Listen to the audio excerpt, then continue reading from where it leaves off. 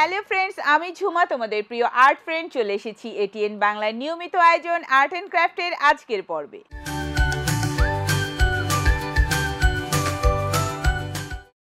Friends, পুরো পর্ব জুড়ে দারুণ সব ক্রিয়েটিভ আর্ট ও ক্রাফট আইডিয়াস সহ বিশেষ জ্ঞান অর্জনে তোমাদের জন্য থাকছে কালচারাল নলেজ।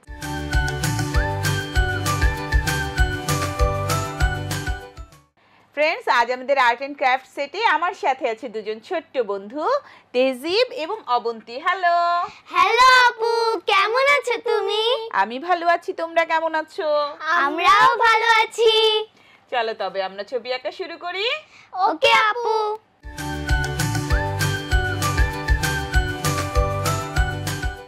ফ্রেন্ডস, শুরু করছি আর্ট অ্যান্ড ক্রাফটের first segment art lesson. Art লেসনে আজকে আমরা আঁকবো ক্যানভাসে সোনালী ফুল।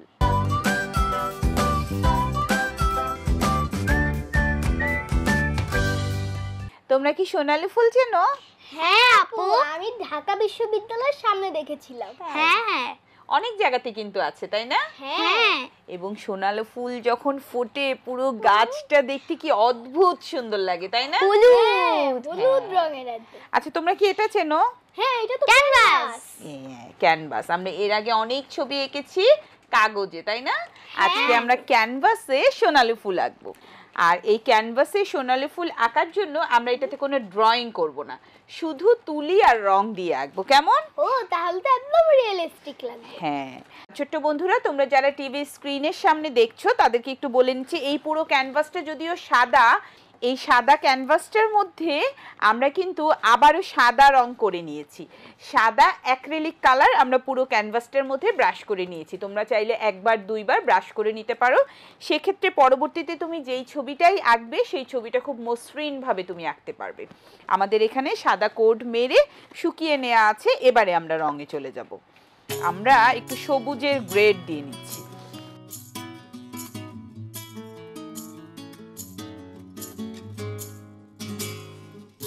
আপু, তুমি যেহেতু সবুজ রং করে নিচ্ছ, তাহলে সোনালু গাছকে মনে হবে রানী মাঝখানে থাকবে, আর বাকি সবাই সবুজ গাছগুলো প্রজা আর ওকে কুর্নিশ করছে। এই যে দেখো, আমরা সুন্দর একটা শেড করে নিলাম, তাই না? মনে হচ্ছে পৃথিবী।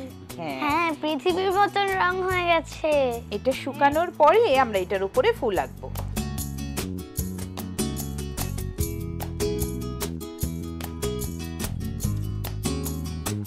আমাদের এই ক্যানভাসটা মোটামুটি শুকিয়ে গেছে। এবারে আমরা হলুদ রং নিব, একটু পানির পরিমাণ কম নিব। এখন কি তুমি ফুলগুলো আঁকবে? এখন আমি ফুলগুলো আঁকবো। হলুদের সাথে আমরা একটু সাদা মিশিয়ে নিচ্ছি, নিয়ে এরকম করে ট্যাপ করে দিয়ে দিব। ট্যাপ ট্যাপ করে দিয়ে দিব। হ্যাঁ, কারণ সোনালী ফুলটা কেমন হয় বলো তো? এরকম গোল গোল হয় না, এবং নিচের দিকটা একটু সরু হয়, তাই না? হ্যাঁ। তেহজিব, তুমি কি জানো সোনালী ফুলের রং কি? হ্যাঁ, অরেঞ্জ। তুমি কি সোনালী ফুলের ইংরেজি জানো? হ্যাঁ, বলো তো। তুমি বলো। আচ্ছা, গোল্ডেন শাওয়ার ট্রি। হ্যাঁ, ঠিক।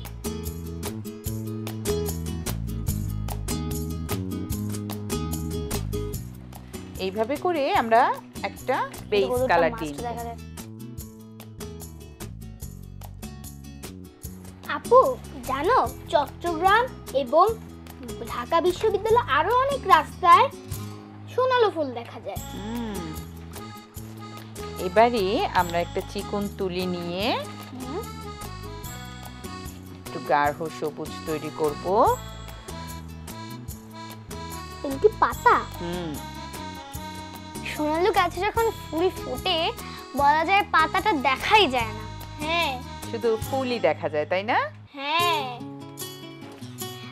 আচ্ছা তেহজিব, তুমি কি জানো যে কেন সোনালী ফুল চাষ করা হয়? কেন? এটি শোভাময় এবং সুন্দর ফুল বলে এটি চাষ করে থাকে।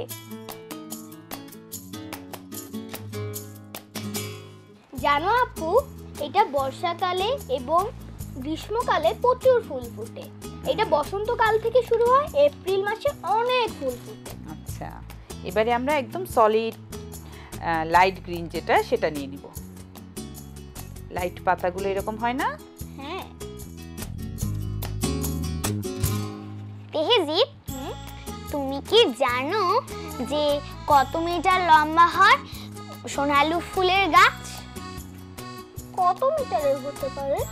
10 থেকে 20 মিটার। এবারে দেখো ক্যানভাসে কিন্তু আমরা এরকম মোটা করে রং দিতে পারি। হ্যাঁ, এরকম মোটা করে যদি রং দেই এটা কিন্তু শুকিয়ে গেলে বেশ সুন্দর লাগে, একটা টেক্সচার মনে হয়। হ্যাঁ, মনে হয় যেন উপর থেকে ক্লে দিয়ে বসানো হয়েছে। জানো অবন্তী, অনেক আগে ঢেকি বানাতে সোনালু ফুলের কাঠ ব্যবহার করা লাগতো। হ্যাঁ, দেখেছো এরকম ভারী করে কিন্তু আমরা রং দিয়েছি, তাই না? হ্যাঁ, এটা যখন পরে উঁচু উঁচু হয়ে থাকবে এটা দেখতে খুব সুন্দর লাগবে। হ্যাঁ, আমার কিন্তু সোনালু ফুল অনেক পছন্দের। অবন্তী, তোমারও? হ্যাঁ।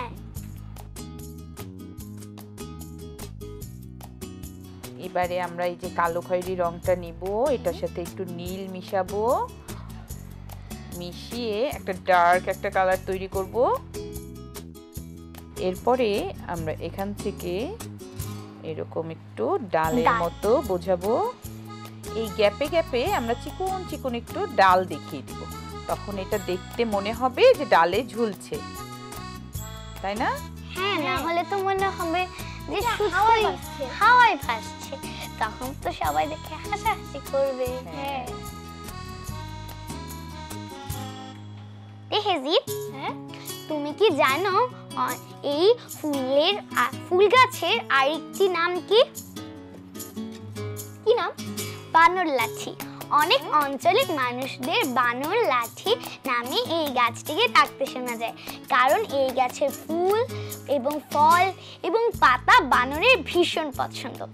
ওই এলাকার মানুষদেরকে বানর লাঠি ফল হিসেবে এর ফলকে ডাকতে শোনা যায়।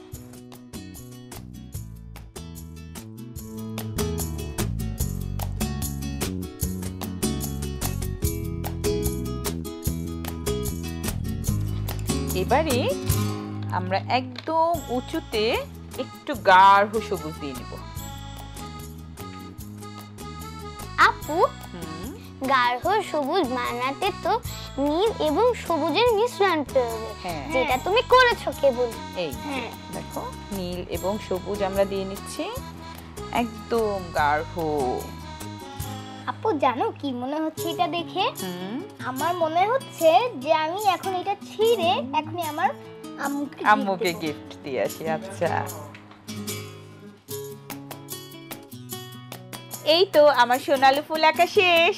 ওয়াও আপু, অনেক সুন্দর হয়েছে। মনে হচ্ছে ঢাকা ইউনিভার্সিটির সামনের গাছ থেকে কেউ যেন ক্যানভাসের উপর ফুল রেখে দিয়েছে। হ্যাঁ, চলো তবে আমরা বন্ধুদের দেখিয়ে আসি কেমন হলো সোনালু ফুল আঁকা। ওকে আপু। ছোট্ট বন্ধুরা দেখে নিলে খুব সহজে ক্যানভাসে আমরা কি করে সোনালু ফুল এঁকে নিলাম।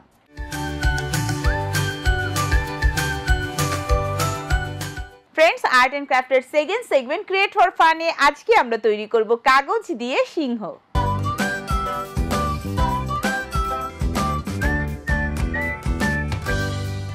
আমরা আজকে কাগজ দিয়ে সিংহ তৈরি করব, তাই না? সিংহ তৈরির জন্য আমাদের এইরকম হলুদ কাগজ লাগবে, লাগবে কমলা রঙের কাগজ। আমরা শুরুতে একটা হলুদ কাগজকে গোল করে কেটে নিব। আমরা যে কোনো কিছু দিয়ে গোল এঁকে নিতে পারি, আমরা চাইলে কাঁটা কম্পাস দিয়ে আঁকতে পারি, চাইলে এই ধরনের কিছু দিয়ে একটু গোল এঁকে সেটাকে আমরা কেটে নিব। এটাকে গোল করে কেটে নিব আর এইরকম ফিতার মতো আমরা একটা অংশ কেটে নিব। তেহজিব, তুমি কি জানো সিংহের দলকে কি বলা হয়? জানি না তো। সিংহের দলকে প্রাইড বলা হয়। একটি প্রাইডে 10টি থেকে 40টি সিংহ থাকে।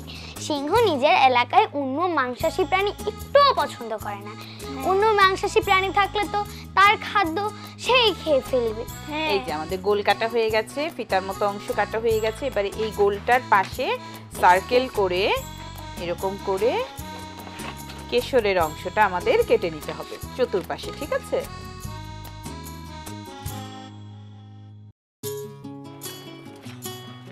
এবারে এরকম দুটো ফিতার মতো অংশ আমরা কেটে নিব। এই দুটো হচ্ছে সিংহের পা। কিন্তু আপু, সিংহের তো 4টি পা থাকে। আমরা সিংহটা সামনে পা গুটিয়ে বসে আছে এরকম আঁকবো, এই কারণে এখানে আমরা দুটো পা দিব। আচ্ছা, এটা হচ্ছে কি? এটা হচ্ছে সিংহের মুখ।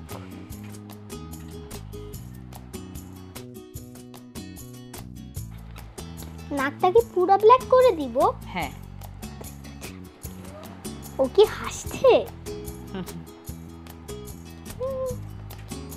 এইটা কি আপু?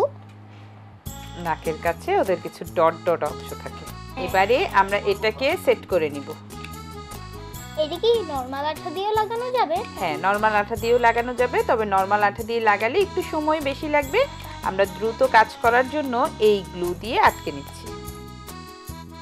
অবন্তী, তুমি কি জানো সিংহ কত প্রকার? হ্যাঁ জানি তো, তবে এইটি অনেক প্রকার বেঁচে ছিল, কিন্তু এখন পরিবেশ দূষিত হওয়ার কারণে সিংহরা টিকে থাকতে পারছে না। সিংহর দুটি প্রজাতি এখন বেঁচে রয়েছে। দেখো, এবার এটাকে আমি চিকন চিকন করে কেটে নিব। সেগুলো হলো দক্ষিণ আমেরিকার একটি প্রজাতি এবং এশীয় প্রজাতিটি এখনো বেঁচে রয়েছে। হ্যাঁ। আচ্ছা তেহজিব, তুমি কি জানো সিংহের ডাককে কি বলে ডাকা হয়? জানি না তো। সিংহের ডাককে নাদ বলে ডাকা হয়। নাদ? আমি সিংহনাদ অনেক শুনেছি। ও, এরা বেশ লম্বা হয় এবং আমি চিড়িয়াখানায় গিয়ে এদের অনেকবার নাচ শুনেছি। জানো মহিলা সিংহকে কি বলা হয়? সিংহী। হ্যাঁ। বলো তো, মহিলা সিংহ বা স্ত্রীলিঙ্গ সিংহের তার কি কেশর থাকে নাকি থাকে না? থাকে না। হ্যাঁ, তবে সিংহ, পুরুষ সিংহ যে কেশরওয়ালা, সেই কিন্তু দেখতে ভীষণ সুন্দর, তাই না? কেশরওয়ালা সিংহই দেখতে বেশি সুন্দর। ওরা তো প্রাণীর রাজা। হ্যাঁ, বনের রাজা। হ্যাঁ, গভীর জঙ্গলে ওরা বাস করে। এই দেখো, পুরোটা আমাদের কাটা হয়ে গেছে। এবার এটাকে আমরা এরকম করে নিব, এরকম করে একটু ব্যান্ড করে নিচ্ছি। দেখো, তাহলে একদম কেশর মনে হবে। হ্যাঁ। জানো অবন্তী? হ্যাঁ, সিংহ হিংস্র প্রাণী। হ্যাঁ, এটি অনেক হিংস্র। এবারে আমরা দুটো চোখ দিয়ে দিব। আমরা এখানে গুগলি আইস ব্যবহার করব। আপু, এছাড়া কি কাগজ দিয়ে চোখ বানানো যাবে না? হ্যাঁ, অবশ্যই। তোমার হাতের কাছে যেটা থাকবে সেটা দিয়েই তুমি চাইলে চোখ বানাতে পারো। আমি বাসায় গিয়ে কাগজ দিয়ে চোখ বানাবো, তাহলে আরেকটু ক্রাফট শিখবো। এটা নিশ্চয় ছেলে সিংহ, কারণ এর কেশর রয়েছে। হ্যাঁ। এবারে আমরা সিংহের বডিটা তৈরি করব। আমরা শুরুতে এরকম করে একটা ভাঁজ দিয়ে নিব।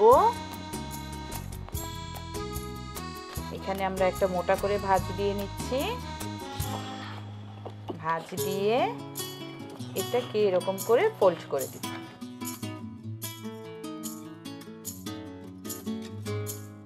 এই যে দেখো, এটা সুন্দর একটা ক্যালেন্ডার, ডেস্ক ক্যালেন্ডারের মতো হয়ে গেল না? হ্যাঁ, জানো এই জায়গায় এটা সেট করে দিব। হ্যাঁ, এই সিংহটা কি দাঁড়িয়ে আছে এভাবে? দারুণ লাগবে এবার। হ্যাঁ, জানো অবন্তী?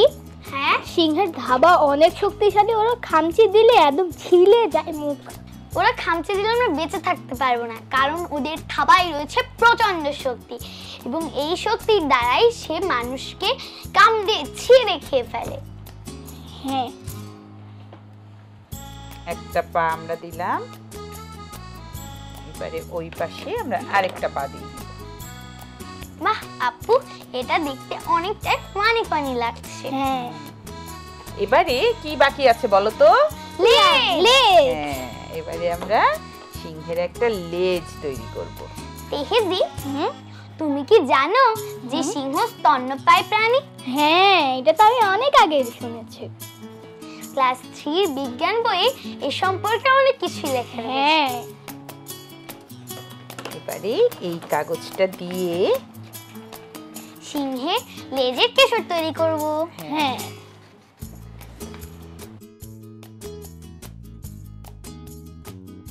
এই যে লেজের মাথাটা আমরা কেটে দিয়ে এরকম বাঁকা করে দিব। অবন্তী, তুমি কি এটা বাসায় গিয়ে করবে? হ্যাঁ, করব তো। আমাদের কিন্তু লেজটা হয়ে গেছে। এবারে এই লেজটা আমরা এখানে সেট করে দিব। হ্যাঁ। এই তো আমাদের কাগজ দিয়ে সিংহ তৈরি হয়ে গেল। ওয়াও আপু, অনেক সুন্দর হয়েছে। চলো তবে আমরা বন্ধুদের দেখিয়ে আসি কেমন হলো আমাদের সিংহ তৈরি। ওকে আপু। ছোট্ট বন্ধুরা, দেখে নিলে খুব সহজে কাগজ দিয়ে আমরা কি করে সিংহ তৈরি করে নিলাম।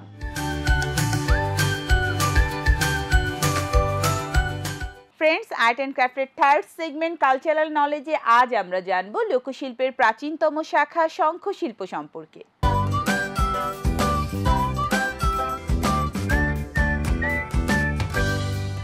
অবন্তী, তেহজিব, তোমরা কি শঙ্খশিল্প সম্পর্কে জানো? হ্যাঁ আপু, আমার মা হাতের শাখা পরে। এটি কি শঙ্খশিল্পের মধ্যে পড়ছে? হ্যাঁ, শাখা শঙ্খশিল্পের সবচেয়ে গুরুত্বপূর্ণ এবং সবচেয়ে পপুলার যদি আমরা বলি সেই অংশ। এবং এই শাখা কিন্তু অনেক কষ্ট করে ধীরে ধীরে ধীরে ধীরে তৈরি করা হয়। হ্যাঁ, আমার মা যখন শাখা বানাতে যায় তখন প্রায় 4 থেকে 5 ঘন্টা আমার মাকে বসিয়েই রাখে শাখা তৈরির জন্য। হ্যাঁ, চলো তবে আমরা শঙ্খশিল্প সম্পর্কে আরো অনেক কিছু জেনে আসি। ওকে আপু।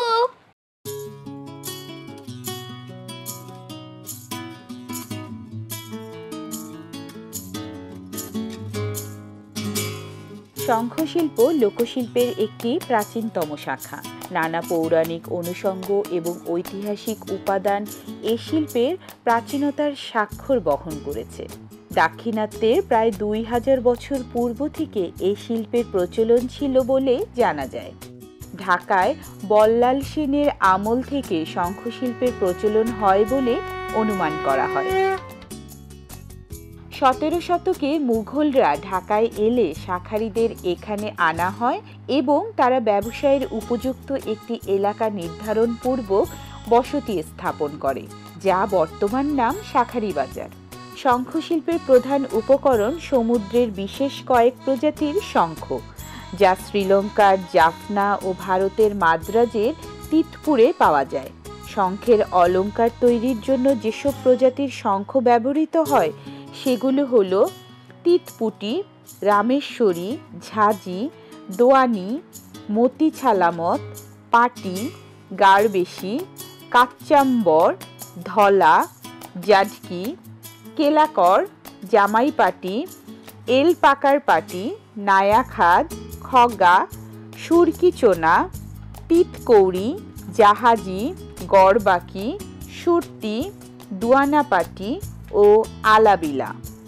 এগুলোর মধ্যে তিতকৌড়ি শঙ্খ সর্বোৎকৃষ্ট, তারপরেই জাটকি ও পাটি শঙ্খের স্থান। আলাবিলা সর্বনিম্ন। 1910 সালে 150টি তিতকৌড়ি শঙ্খের মূল্য ছিল 40 থেকে 45 টাকা। 1999 সালে তা বৃদ্ধি পেয়ে হয় 14,000 থেকে 30,000 টাকা। বিভিন্ন প্রকার শঙ্খ বলয় তৈরিতে 2.5 থেকে 4 ইঞ্চ ব্যাসের শঙ্খ ব্যবহৃত হয়। শঙ্খের অলঙ্কারাদি নির্মাণে অন্য যে সকল উপকরণ প্রয়োজন তা হল করাত, তেপায়াটুল, হাতুড়ি, নরুন ইত্যাদি।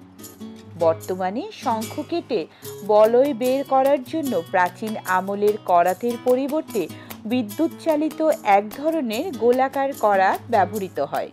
ভালো আকৃতির একটি শঙ্খ থেকে মাঝারি ধরনের সর্বোচ্চ 4টি আর সরু ধরনের 10টির মতো শাখা পাওয়া যায়। শাখা কেটে বের করার পর সেগুলোর ভেতর ও বাইরের দিক মসৃণ করে তাতে বিভিন্ন নকশা তোলা হয়। যেসব নকশার মধ্যে থাকে ফুল, লতা, ধানের শীষ, মাছ, পাখি ইত্যাদি মোটিফ। সর্বমোট 12টি ধাপে শাখা নির্মাণের কাজ সম্পন্ন হয়। শঙ্খ দিয়ে নানা জিনিস তৈরি হয়। হাতের শাখা হলো শঙ্খশিল্পের প্রধান দিক।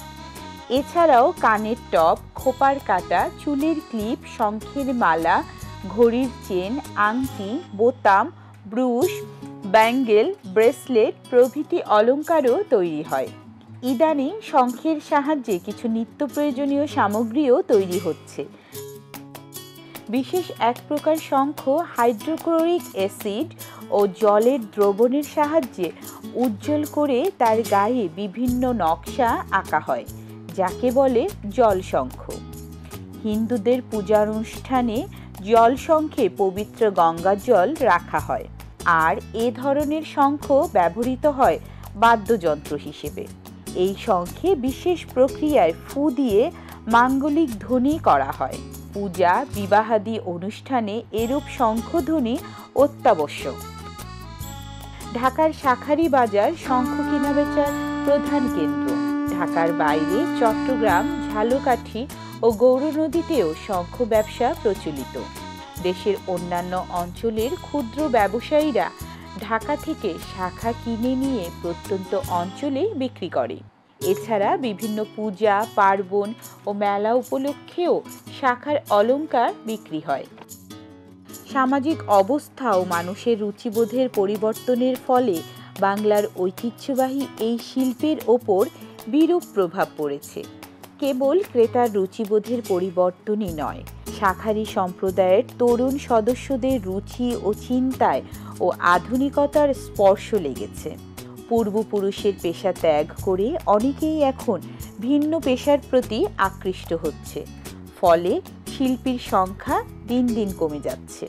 শঙ্খের অপর্যাপ্ততাও এক্ষেত্রে প্রভাব ফেলেছে। শঙ্খের কাজ বাংলার শিল্পীদের নিজস্ব সম্পদ। বাংলাদেশের ঐতিহ্যবাহী এই সংস্কৃতিকে বিশ্ব দরবারে পরিচিত করে তুলতে শঙ্খশিল্প সংরক্ষণে এখনই সরকারের পৃষ্ঠপোষকতা প্রয়োজন।